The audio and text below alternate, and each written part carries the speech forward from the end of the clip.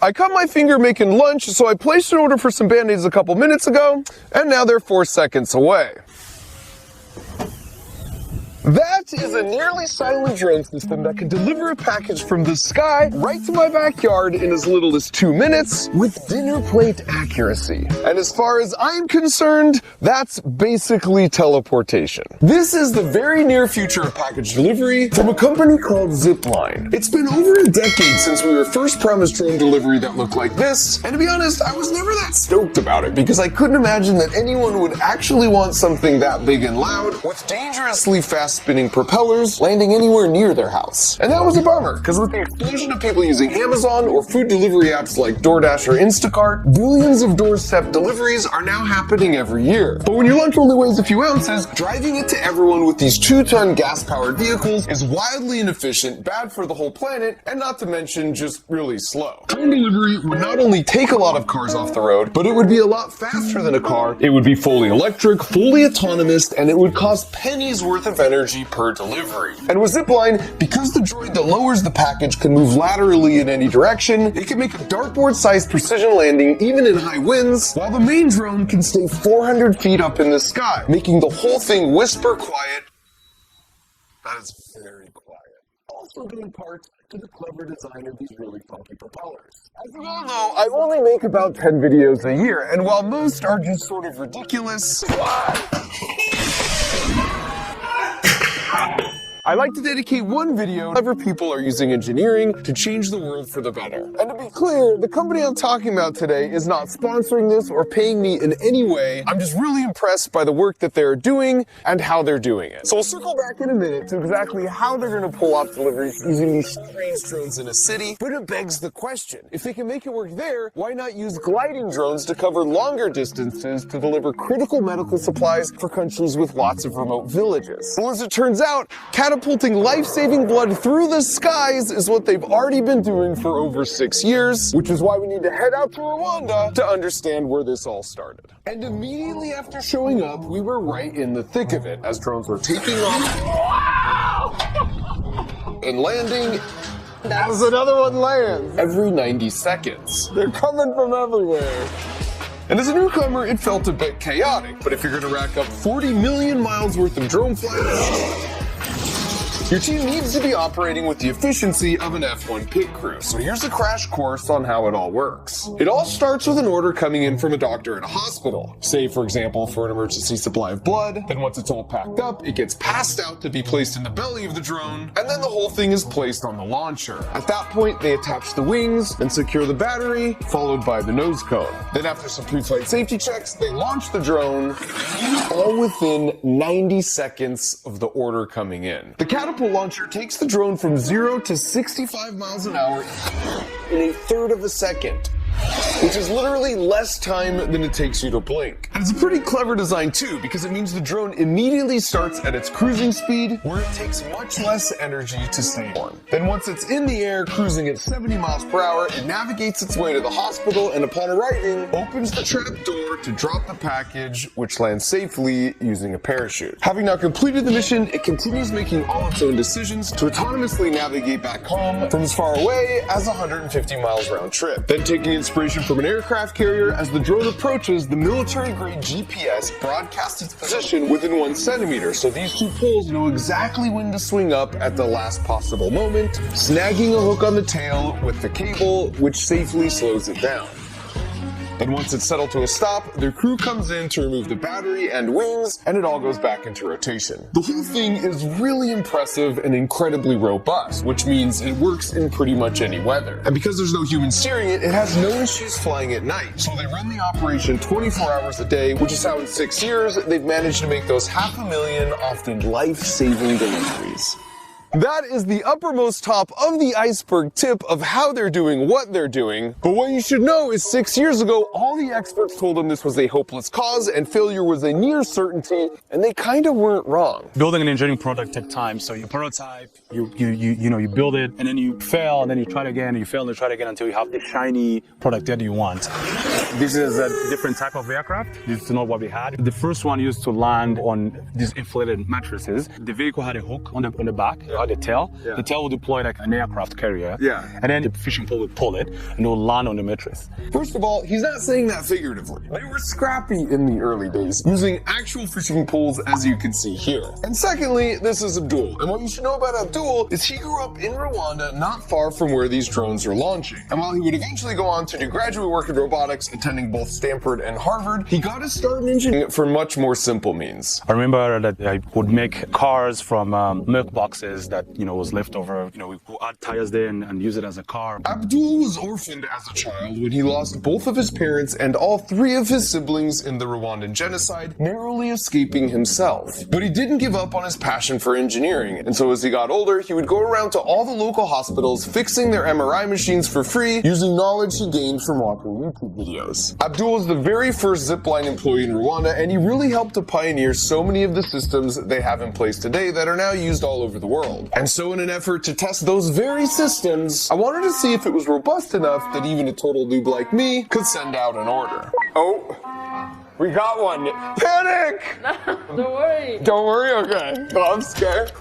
Good enough. This is where the blood is, right? O positive. It's O positive. Yeah. I feel like I shouldn't be touching this. Stay calm, that's the #1 rule. Now you stand. Scan it. 6 reps. Like this. 5. Okay.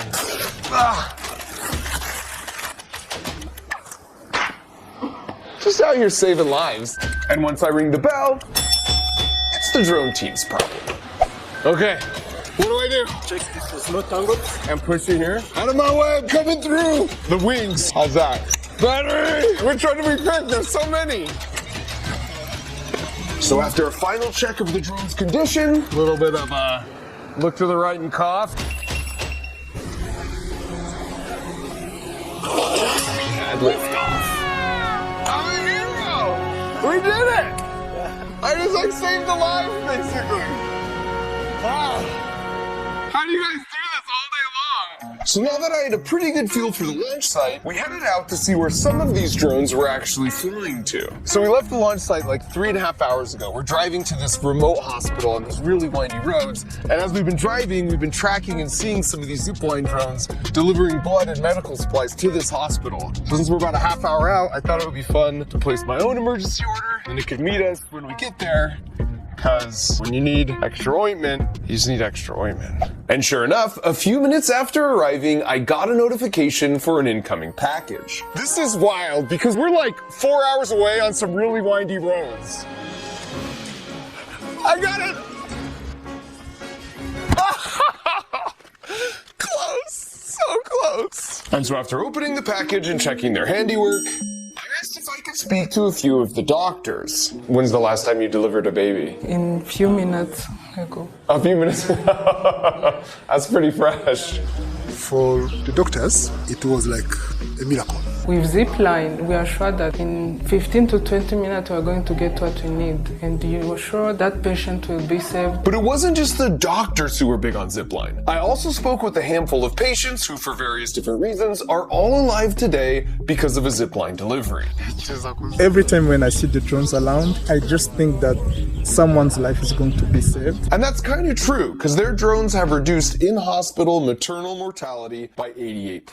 Zipline has 2 launch sites that give them coverage for pretty much anywhere in Rwanda, but they also have operations running in all of these countries. And while they serve 3,000 hospitals globally today, that number will be 10,000 by the end of the year. All right, so we've covered their long-range country delivery drones, which means we've now got the context to talk about their short-range city delivery drones. But first, I just have to interject here and say I was blown away by Rwanda as a country. I mean, right out of the gate, their stoplights are really cool because they're just countdowns till the light turns green. They can balance and carry pretty much anything on their heads, and there's motorcycle taxis everywhere. And given that when in Rwanda, you do as the Rwandans do, whenever possible, that's how we got around ourselves. What a freaking boost. Everyone was also super friendly everywhere we went. Well, not everyone, because if you stop to play soccer with some random kids, oh my god, just know they're not gonna take it easy on you. Besides the fact that Messi seems to like it, before traveling there, the only real thing I knew about Rwanda was the Rwandan genocide that took place about 30 years ago. And while there are still plenty of battle scars, as horrific as that was, it sort of galvanized the country into a period of healing and solidarity as a single Rwandan people instead of divisive ethnic groups. For example, on the last Saturday of the month, literally everyone spends the day picking up trash and volunteering in their local communities. And that's one of the reasons you hardly see litter anywhere. The other one being 15 years ago, they were one of the first countries to ban all single-use plastic. There was just a pervasive optimism in the air. Everyone was moving with a purpose everywhere we went. Not just working hard, but working smart with their resources on hand. Yeah, buddy! Including their improvised soccer balls. For over a decade, attending school up to age 16 has been both mandatory and free. And when you combine that with leapfrogging to new technologies like drone delivery, for the last decade, their economy has been growing at 4 times the rate of the US economy, while their violent crime rate has been 15 times less than the US. And finally, the most awe-inducing part of the whole trip was when I hiked to see an entire family of mountain gorillas up close in the wild, which was equal parts adorable and terrifying. I think he's looking at me. Mountain gorillas only exist in these 2 tiny red regions. And while there's only 1,000 left in the world, I got to just chill with 20 of them. They're critically endangered, but thanks to Rwandan conservation efforts funded by people paying for brief visits like this, their numbers have climbed by 200 over the past decade. All that's to say that besides, of course, my own country, Rwanda is my new second favorite country. We got this. And next time I go back, I'm bringing a bunch of soccer balls, oh yeah, which I will give away to any kid who just promises not to embarrass me. Okay, so now let's talk a little bit more about these new short-range city drones. Because for the 4 billion doorstep deliveries that will happen this year in the US, and that number doesn't even include Amazon, by the way, why not at least try and take some of those slow-moving, traffic-causing, 2-ton gas-guzzling cars off the road in exchange for a much faster delivery that's also electric, autonomous, really quiet, and zero emissions. And while their solution of dropping down a droid that could perfectly control its landing from super high up seemed promising and way better than something like this that had been proposed before, when they first told me about it, I had 2 main questions. 1, how loud and disruptive are they? Because the last thing we want are annoying drones buzzing by our rooftops all day. And 2, how safe are they? Because the other last thing we want is for those same annoying drones to start falling down on us from the sky. I also had a bonus 3rd question around how a business is even supposed to load in their items for delivery. And so in a search for answers, I went right to their headquarters, not that far down the road from where I live. And the first thing you notice in the lobby is this really cool projection that not only shows the total number of flights they've flown, now at over 500,000, but it also shows all the long-range drones they have in the air at that exact moment, delivering those critical medical supplies all around the world. And this isn't now just where they design and build all their drones, it's also where they do a lot of their testing. And they test pretty much everything in every way possible before getting it out to the field as quickly as possible. And according to their CEO Keller, this is something they discovered early on. Our key insight was we were dumb. And we basically always assumed we were dumb, and for that reason, when we designed things, we got them into the real world super fast and learned by serving real people. And you learn so much that you can't learn in a lab or in an ivory tower. And so before we actually hear just how quiet these things are, I just want to echo that all the best engineers I've ever known have had that same level of humility, knowing there's no better way to learn than to test and to break stuff. That's why I named the toy company I started that has the express goal of teaching kids to think like engineers, Crunch Labs. It's because things are supposed to crunch and to break and to fail along the way, and so if I could get them to do more than just passively watch a video, by building something alongside me while we talk about the physics of what's going on, then I know the principles will really sink in. Yes. So if you want to have a ton of fun while building up that resiliency in your brain like a muscle, just head to crunchlabs.com or use the link in the video description. Alright, so to answer my first question on the noise level, I'll just show you my actual reaction to the first time I heard it. I mean, I hear something. I cannot believe that's airborne. Are you serious? And I just wish there was a better way to convey this on video, but here's my best attempt. You'll first hear a leaf blower, then a typical hobby drone that weighs 1 pound, then their drone that weighs 50 pounds. And of course, I've kept the audio levels completely untouched for all 3.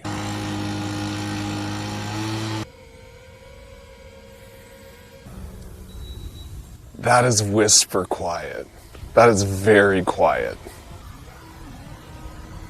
That cow is way louder than that drone. I bet the mic picked up that cow. And this test was incredibly surprising to me because I sort of just assumed the weight of a thing would exactly determine how loud the propellers will end up being to keep that thing in the air. But it turns out that's not actually true even if you just look at nature. Pigeons, for example, sound like this. But with owls, there's an evolutionary pressure to be as quiet as possible, and as a result, their flight sounds like this.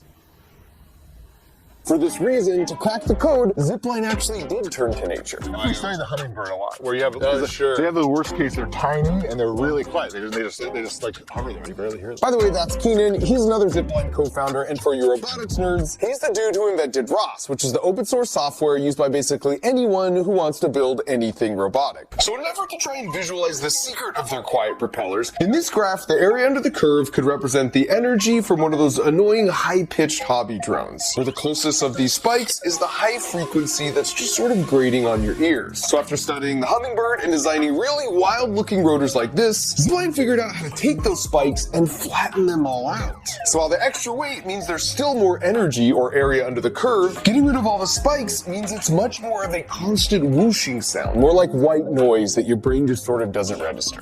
They use the same quiet propeller approach for their long-range drones. As you can tell from this doctor with an impeccable taste in YouTube content, who just wanted to say hi. You've seen my videos, now you could be in one.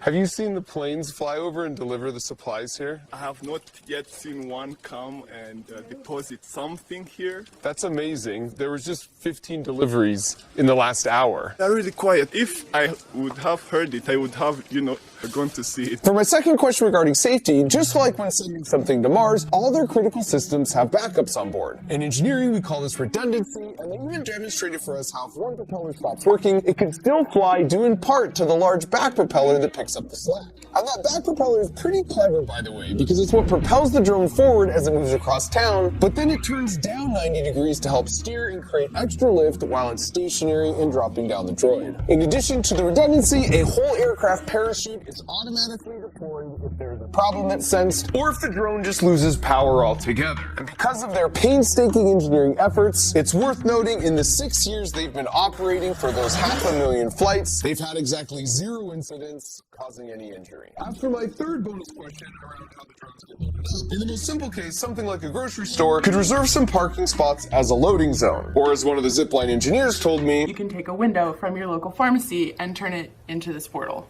So the droid would come down the chute, then some ASAP items like these would get loaded inside, then it goes back up the chute, into the drone, and off for delivery. For healthcare, if you were really sick and say on a 15-minute video call with your doctor, by the time the call was ending, your medications could be on your back porch so you don't have to leave your house. You could also imagine how this could work with a distribution center or a large retail store. More than 90% of people in the US live within 10 miles of a large retail store, and Zipline drones conveniently can make a 10-mile round trip while carrying up to 8 pounds. An additional win for the planet here is you don't need to use all the cardboard to box it up because it doesn't have to survive being shipped out on a big truck. But this isn't just for big stores. Your favorite local shop or restaurant can now more easily afford to send a thing to your door, but at an ostensibly much lower cost than a person driving a 3,000-pound car to drop it off. And as soon as by the end of this year, customers such as Sweet Green will start delivering salads straight to your backyard. And not having packages left on front porches is the worst news with the Prince Pirate community since the invention of the glitter bomb.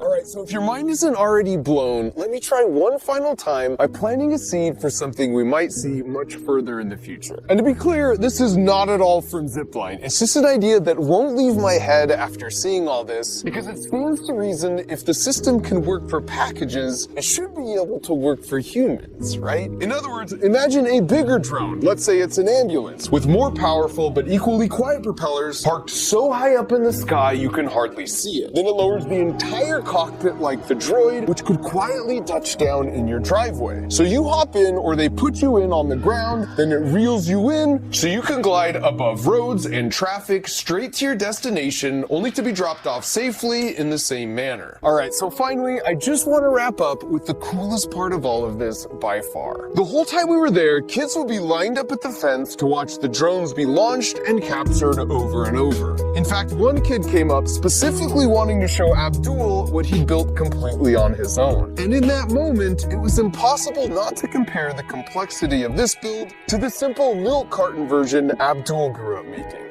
Because here you have Abdul, who bears a scar on his head from the same machete that killed his entire family as a child, not only using his engineering knowledge to save the lives of his people, but more importantly, to inspire the next to dream even bigger. It's the type of thing that leaves you feeling a little bit of that contagious Rwandan optimism for the future and the incredible potential of us mere humans. In the future, your Crunch Labs box just might come from the sky. And the best part of Abdul's story is how using the superpower of engineering, they literally will something into existence that is now saving lives. And as it says on the box, my goal with Crunch Labs is to help you think like an engineer. That means you know how to think critically and break a problem down into manageable steps. Thinking like an engineer makes you a better soccer player or piano practicer or math studier because you're resilient. And just like Abdul, you know the importance of failing a bunch before you finally hit that breakthrough. So the way it works is every month a really fun toy comes in a box like this, and when you open it, there's a link to a video where you not only build it alongside me, but I teach you all the juicy physics principles behind how the toy works. And the best part of all is each month we randomly select one box to slip in a platinum ticket, and if it happens to be your box, oh my gosh, oh my God! Then you're coming out right here to Crunch Labs to design with me and my team for a day. So if you want to unlock the superpower of learning to create and build whatever you could dream up, use the link in the video description or go to crunchlabs.com and order your Build Box subscription today. Thanks for watching.